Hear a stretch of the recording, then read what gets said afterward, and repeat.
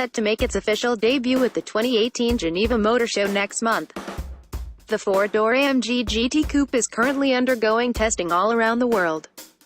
Unfortunately, the German automaker didn't release any details on the upcoming new model, but did promise more details will be spilled in the coming weeks.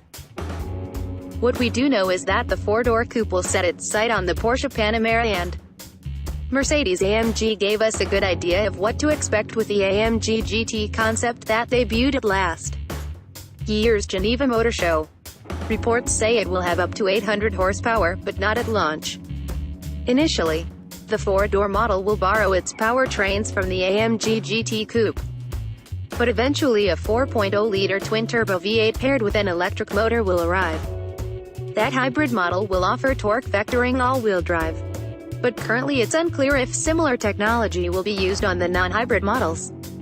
It's likely the non-hybrids will come with rear-wheel drive as standard, while offering all-wheel drive as an option. The hybrid model, however, will likely be all-wheel drive only.